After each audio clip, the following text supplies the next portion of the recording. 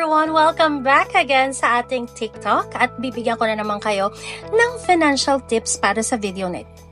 Dumaan na naman si Payday pero parang nag-ghosting lang kayo, diba? Sandali mo lang nakita at nakasama. Kung gusto mong tumagal ang sweldo mo at makaiwas sa petsa de peligro, bibigyan ko kayo ng 5 wise tips para sa tamang paggastos ng pera. 1. Gumawa ng budget plan.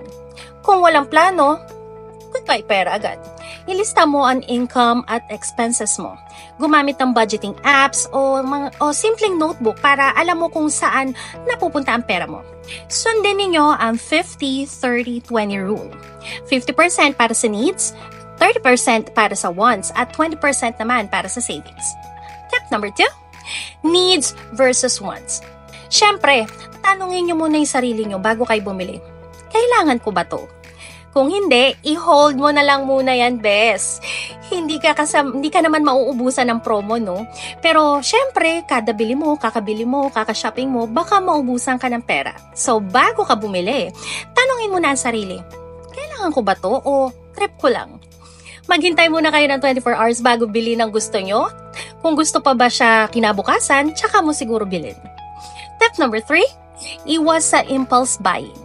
Sale ba? Pero kung hindi mo naman kailangan, sayang pa rin, diba? Huwag magpaloko o magpadala sa mga buy one, take one kung hindi mo naman gagamitin yung isa. Kapag nasa mall ka, maglista ka ng bibilin mo at mag-stick ka sa listahan na ginawa mo. Parang ex mo lang yan eh. Huwag mo nang balikan kung hindi mo na kailangan. Tip number 4, magtabi para sa emergency. You know, life is unpredictable. Pwedeng biglang magkaproblema sa health o di kaya naman sa trabaho. Mag-save kahit konti kada buwan para ready ka sa mga biglaang gastos na darating. Kahit 50 pesos lang yan kada linggo, malaking tulong na. Aim for at least 3 to 6 months worth of expenses sa emergency fund mo. Tip number 5, syempre, invest in yourself.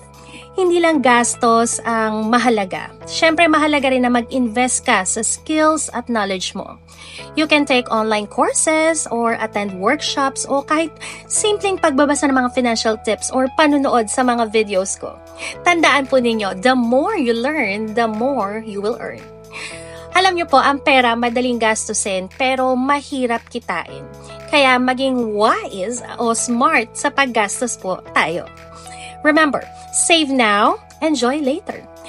So kayo po, ano pong tip ang pinakapaborito nyo? Comment down po sa ating comment section at para mas marami pang financial tips, consumer protection insights at responsible lending practices, i-follow nyo lamang po ang mga official social medias ng PhilFlag. At syempre, bisitahin po ang aming website, www.philflag.org. Maraming salamat po at sama-sama tayong maging mas matalino sa pag-handle ng pera at labanan ang mga mapanlinlang na pautang. Ako po si Miss A mula sa PhilFlag.